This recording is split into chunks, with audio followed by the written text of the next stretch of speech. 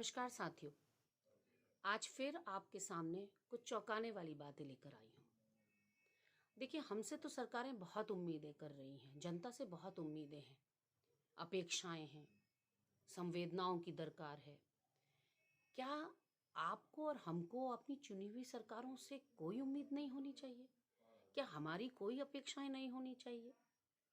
मुसीबत का समय सबके लिए आया है और एक बराबर आया है। मैं आपको बता देना चाहती हूँ कि आज देश भारी आर्थिक संकट से गुजर रहा है, लेकिन हम बार बार जिन बातों को कह रहे हैं कि सरकार अगर सूझबूझ से काम ले तो जनता को भी राहत मिलेगी और सरकार को भी।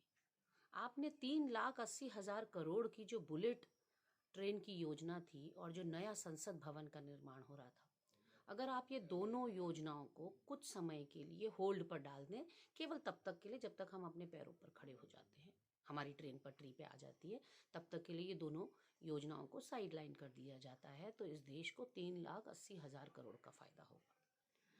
उसके अलावा 11,000 करोड़ तो अकेले सेना की पेंशन से या सेना के डीए से सरकार को मिल चुका है।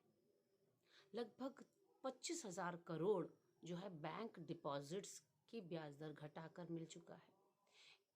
आपने 20 लाख करोड़ पेट्रोल और डीजल के रेट से कमा लिया, क्योंकि कच्चा तेल अंतर्राष्ट्रीय बाजार में अपने न्यूनतम स्तर पर है। पर आप अपने चारों तरफ नज़र घुमा के देखिए, हमारे देश में पेट्रोल डीजल का जो दाम है वो जस का तस है। यानी कि पिछले कई सालों से कच्चे तेल का दाम अंतर्राष्ट्रीय बाजार में गिरते जा रहा है प्रति बैरल, लेकिन हमारे देश में बढ़ता जा रहा है। तो 20 लाख करोड़ का मुनाफा तो सीधे सीधे आपने वहाँ कमा लिया।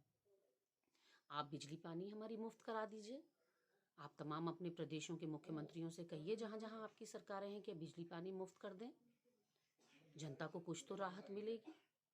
जिन कोरोना वॉरियर्स के लिए आपने ताली थाली घंटा दिया जलवाया, उनका डीए काट के आपने उन्हीं के पेट में लात मार दी। वाह भाई वाह, ये क्या बात हुई? तो सारी संवेदनाएं हम ही दिखाएं? जनता से कहा जा रहा है अपने नीचे कार्यरत लोगों की तनख्वाह मत काटिए, उनके प्रति संवेदनाएं दिखाइए, पर आप तो दिन पर दिन अपने कर्मचारियों की डीए काट रहे हैं। आप जो है बड़ी बड़ी योजनाओं को लंबित नहीं कर रहे हैं, उनको स्टैंड बाई पे नहीं डाल रहे हैं। क्या ज़रूरत है हमें बुलेट ट्रेन की? क्या ज़रूरत है हमें संसद भवन की? आज हमारे पर्यटन से जुड़े हुए साथियों के सामने, हमारे परिवहन विभाग से जुड़े हुए साथियों के सामने बहुत बड़ा संकट हो गया। 3 महीने उनका कारोबार चलता था और पूरे साल भर की कमाई वो 3 महीने में करते थे। आज ये 3 महीने तो कोरोना की वजह से निकल गए, तो उनके सामने तो रोजी रोटी का संकट तक है। तो आज जब देश के बुरे हाल हैं, ऐसे में आप देश की जनता को क्या राहत दे रहे हैं? किसानों की बात करें तो ओलावृष्टि से, बेमौसम बारिश से उनकी फसलें खराब हो गई हैं, उनको आप क्या राहत दे रहे हैं? तो केवल सरकार को जनता से ही इतनी अपेक्षाएं क्यों हैं? हम लोग गलत हैं क्या अगर हम भी आपसे कुछ अपेक्षाएं, अपनी चुनी हुई सरकारों से कुछ अपेक्षाएं रखते हैं? तो मैं फिर आऊंगी साथियों, आप लोगों के ही